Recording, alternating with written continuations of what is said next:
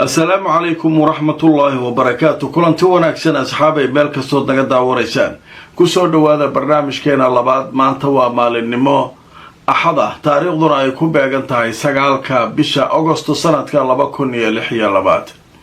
haddaba barnaamijkeena waxaynu ku soo qaadanaynaa wararkii ugu waaweynaa ee soo kordhay xaaladda gobolka Bariga Dhexe. dagaalo culus oo maanta ka dhacay qaybo ka mid ah gobolka Bariga Dhexe. haddaba khasaaraha ka dhashay dagaaladaas iyo cidda ay dhex mareen faahfaahin ballaaran ayaynu idinkaga soo gudbin doonaa. aayatullaahiga waddanka Iiraan iyo madaxweynaha Iiraan oo kulankoodii ugu horreeyay yeeshay tan iyo markii aayatullaahiga uu bedelay aabihiis oo arrinkaa loo caleemo saaray. haddaba tafaasiil ku saabsan kulankooda iyo ujeedadiisana waan idiin soo gudbin doonaa. suuriya oo sheegtay inay ruushka kala heshiisay 2 saldhig oo suuriya ku yaala oo ciidamada ruushku ay deganaayeen sida laga yeelayo mustaqbalka kadib wada hadallo soo socday muddo sanad iyo bara.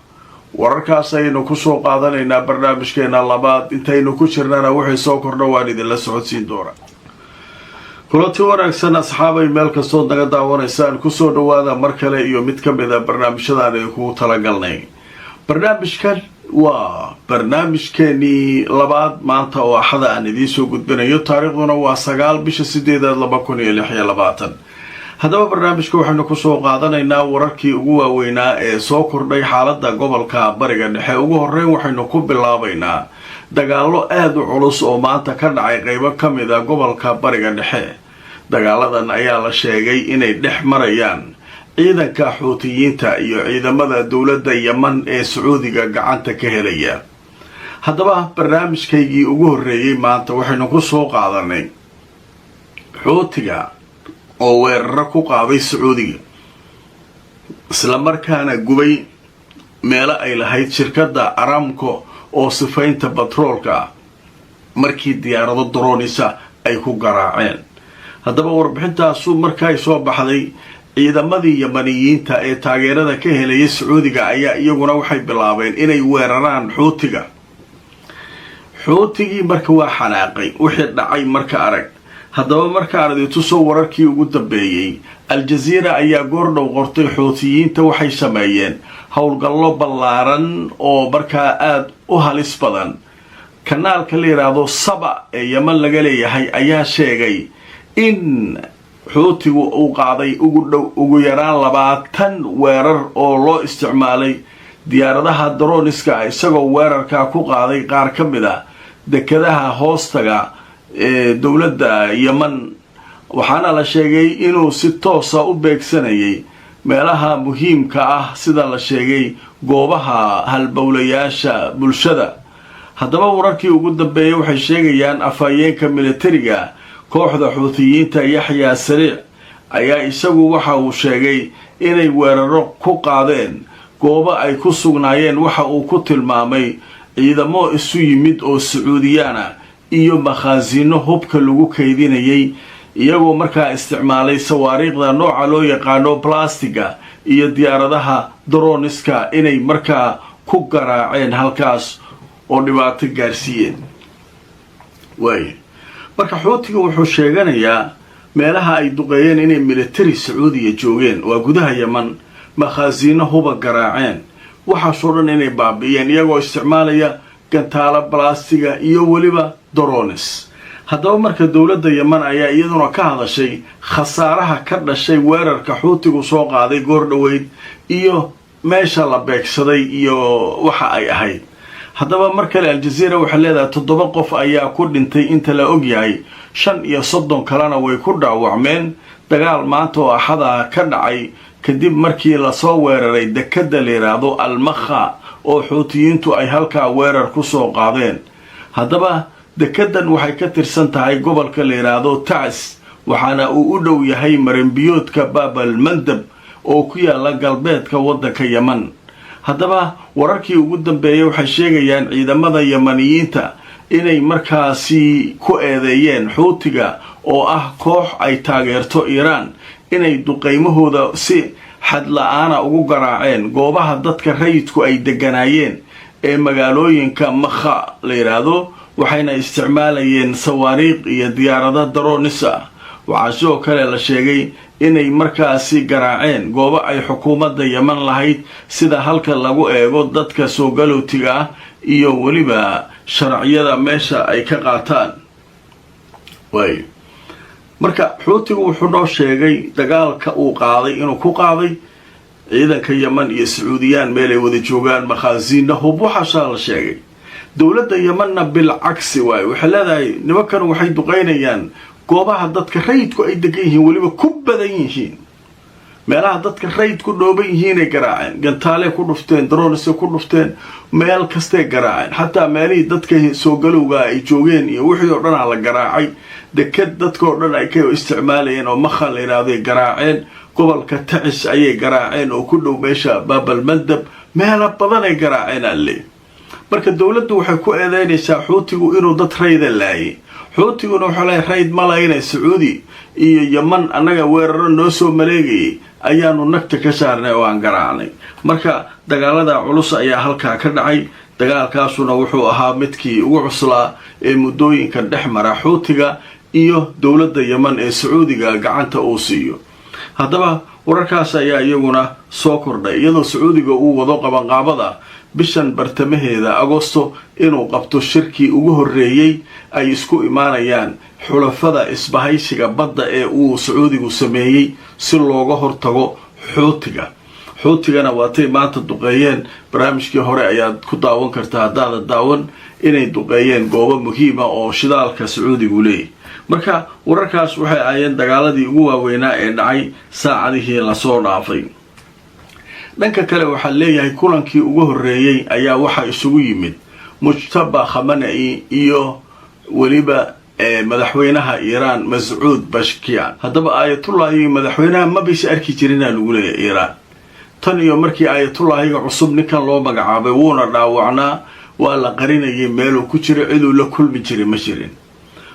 marka maalmahan oo dhan waxaa soo baxay labada nin way dagaalsan yihiin wuu iscasili rabaa madaxweynaha kadib markii uu ninkii arki waayey kan waaye waxaasaa la waday. ninkii marka waxaa leeyahay xalay saq dhexe madaxweynihii isagoo gurigiisa jooga ayaa waxaa u yimid ciidamo gaar ah oo ilaalada kacaanka iiraan way kaxayeen. odagii meeluu joogaa loo geeyey aayatullaahi yaa loo geeyey. meeshaasay kusoo sheekaysteen waxyaabo badan isla soo bandhigeen wax sawiraana lagama qaadin. haddana madaxweynaha waxaa lagu soo celiyaa layidhi booskiis way soo kala warqaateen. marka weli waxaa muuqanayaa leeyahay iiraan inay aada u ilaalinayso aayatullaahigeeda maadaama aayatullaahigii hore si fudud lagu dilay oo bilowgii dagaalkiiba 8 februari la dilay. odagaa markii la dilay marka wiilkiisiioo bedelay wiilkii marka aada hadda loo ilaalinaya ammaankiisa. telefono lama qaato marka loo tegayo wax signala iyo wax xiriira waa ku wareersan yihiin meesha uu jiro nimankan CIA-da iyo musaadka maraykanka iyo israa'iil. haddaba markaan idintu soo wararkii ugu dambeeyey wargeyska ra'yul yawm ayaa qoray bashkiyan madaxweynaha waddanka iiraan in uu markaa kulan la qaatay aayatullaahiga iiraan iyagoo markaasi ka wada hadlay arrimo ay ka mid yihiin dhaqaalaha iyo militariga iyo xiriirka iiraan ay la leedahay dowladaha kale ayay ka wada hadleenaa la leeyahay. haddaba madaxweynaha waddanka iiraan mascuud bashkiyan ayaa wuxuu kulan la qaatay mujtaba khamenei waxaana la sheegay inay arrimaha muhiimka ah isla soo qaadeen. bayaan rasmiya oo ay soo saartay madaxtooyada iiraan maanta oo axada ayaa lagu caddeeyey in kulankaasi uu dhex maray bashkiyan iyo hogaamiyaha mujtaba khamenei. haddaba waxaa la sheegay in arrintani ay u muuqato in aada loo ilaalinayo weli ammaanka mujtaba khamenei. marka arrinkaasaa isaguna soo kordhay. waxay kaloo meesha ka saaraysaa khilaaf inuu jiro iyo inuu ninkan maaragtay iscasilaya iyo warbaahintu waxay wadeen oo dhan meesha way ka baxaysaa le. marka nimankan waxay sheegeen inay yihiin niman wada shaqaynaya oo wada socdo oo shaqaysanaya oo markaa arrimaha waddanka ka wada hadlaya. warbixintan waxaa soo saartay kulankaa inuu dhacay madaxtooyada ama xafiiska madaxweynaha mascuud bashkiyan. qadar xayeysiisa kadib waxaan u gudbaynaa warar kale oo cusub oo soo dhacay. waa tahay qaybta ugu dambaysa ee barnaamijkeena waxaynu kusoo qaadanaynaa warbixin muhiim ah. dowladda suuriya ayaa sheegtay dowladda ruushka inay kala heshiisay laba saldhig oo ciidamada ruushku ay ka deganaayeen gudaha suuriya. saldhigyadan ruushka waxaa siiyey bishaar al asad, madaxweynihii hore ayaa siiyey inay halkaas saldhigyo ka dhigtaan. weliba goobo muhiimay deganaayeen, dekad iyo eerabooro iyo baddii iyo maraakiibtoodii wuxoodii ruushka meeshay deganaayeen. marka muddo sanad iyo bar ku dhowaad ayaa waxaa socdaa leeyahay wadahadallo. haddaba hadda marka waxaa lagu heshiiyaa layidhi in markaa joogitaanka ciidamada ruushka qaabka ay saldhigyada u joogaan wax laga bedelo. waa baxayaan ma ah oo ma ka baxayaan, ruushku dheelleel ugama baxayo meesha, laakiin waxaa la ogolaaday eeraboorradii uu ruushka ku hayay gacanta in lagu wareejiyo dowladda suuriya. dekadii iyo goobtii badda ay joogeen maraakiibta dagaalka ruushka in qaybo ka mida la furo, qaybaha ganacsiga oo dowladdu ay maamusho. marka halkaa waxaa tegay wasiirka arrimaha dibadda iyo wafdi u hogaaminaya oo dekadaha iyo saldhigyadii ruushka booqasho ku tegay. waxaa sidoo kale la sheegay in ay bilaabi doonaan ruushka tababaro iyo horumarin ay ku samaynayaan ciidamada suuriya, iyo in nidaamkan joogistoodii markii hore dagaalka iyo dhibaatadii gudaha ay ka qayb qaadan jireen hadda ay u bedelaan inay dalkii wax taraan oo tababaro iyo wax siiyaan. haddaba markaan idintu soo wararkii ugu dambeeyey, dimashik waxay sheegtay inay markaasi heshiis la gashay moscow kaasoo ku saabsan labada saldhig suuriya ku yaala ee uu ruushku leeyahay. wasaaradda arrimaha dibadda ee suuriya ayaa maanta axada sheegtay in isfaham laga gaaray arrinta ku saabsan iyaga iyo ruushka saldhigga la yidhaahdo militariga xamiim la yidhaahdo iyo saldhigga gare ee la yidhaahdo tartus in markaa lagu heshiiyey oo la isla meel dhigay, oo hadda dowladda suuriya iyo dowladda ruushku ay markaa si wada jira halkaa uga shaqaynayaan. marka wasiiru khaarijigiyaa tegay iyo wafdigiisii meesha sidaasay u kormeereen. marka waa arki doonaa kollay wixii akhbaaraada kale ee soo dhaca barnaamijyada dambe ayaan idinkula socodsiin doonaa. haddaba barnaamijkaygii saakay oo isaguna aada u xiiso badnaa, weeraro lagu qaaday sacuudiga iyo shidaalkiisiioo la gubay iyo dadka aan daawan hadda ayay daawan doonaan, oo macnaha waxay maaragtay kala socon doonaan barnaamijkaygii saakay. waad mahadsantihiin sidaad barnaamijyada ula socotiin. inta aan mar kale kulmayno laagareeyo oo sheergareeya barnaamijka. nabadgelyo.